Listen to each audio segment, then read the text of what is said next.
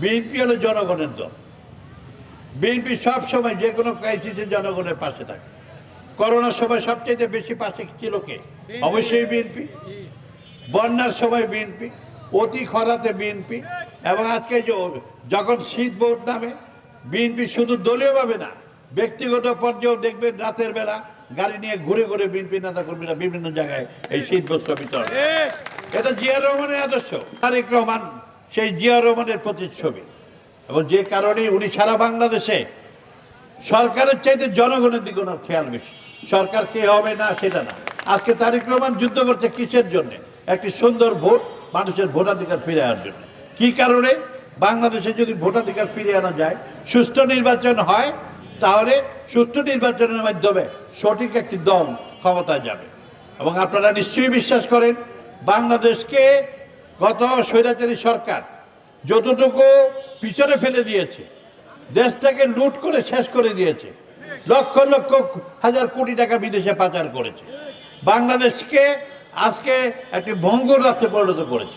বাংলাদেশের জুলুম, অত্যাচার, নারী ধর্ষণ, মাদক সব কিছুর স্বর্গরাজ্য বাংলাদেশ। আজকে ইন্ডিয়ার একটি অঙ্গরাজ্য বাংলাদেশকে তারা পেয়ে গিয়েছে বিগত দিনে হাসিনা সরকার। যেই হাসিনা সরকার এত গর্ব করে বলতো সে বাংলাদেশ থেকে কোনোদিন আওয়ামী লীগের নেত্রী বা আওয়ামী লীগগুলো পালিয়ে যাবে না, তারা আমাদের নেত্রী খালেদা জিয়া, বর্তমান প্রধান উপদেষ্টা ডক্টর মোহাম্মদ ইউনূস, যাদেরকে তিনি আমাদের সেই পদ্মা সেতু থেকে নিচে ফেলে দিয়ে মেরে ফেলার কথা ছিল, সেই দম্ভ আজকে কোথায় গেল? সবার আগে কে পালিয়েছে? এই স্বৈরাচারী হাসিনাই বাংলাদেশ। এটা একটা লজ্জার বিষয়। আজকে তিনি শুধু পালিয়ে যান নাই, আওয়ামী লীগের লক্ষ লক্ষ নেতা কর্মীকে উনি রেখে বিপদে ফেলে দিয়ে চলে গিয়েছেন। তাদের লোকরাও আজকে হাসিনাকে ঘৃণা করে। অর্থাৎ সারা বাংলাদেশের মানুষ আজকে হাসিনাকে ঘৃণা করে। আমরা ভারত সরকারকে বলবো, নিয়ম অনুযায়ী আপনি হাসিনাকে বাংলাদেশে পাঠিয়ে দেন। বাংলাদেশের মানুষ তার বিচার দেখতে চায়, বাংলাদেশের মানুষ তার ফাঁসি দেখতে চায়।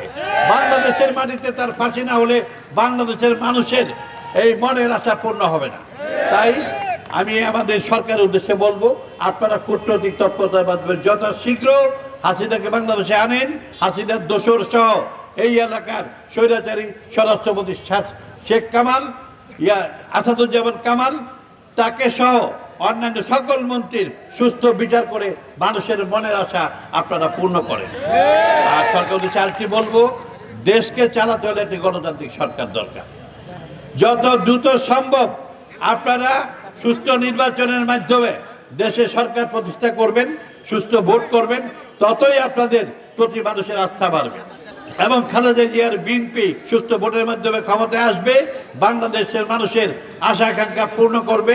এই তেজগাঁও থানা শ্রমিক দল করার জন্যে তাদের মহানগরীর নেতা রাজা কামরুল এবং এই তেজগাঁও থানা সবাইকে আমাদের মহানগরীর পক্ষ থেকে এবং আমার ব্যক্তিগত পক্ষ থেকে ধন্যবাদ।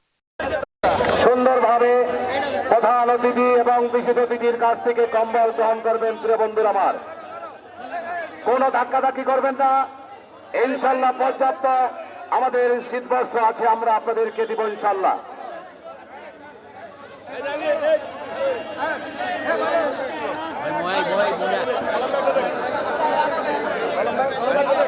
আপনারা একটু ক্যামেরা একটু পিছিয়ে বন্ধুরা আমার, আমার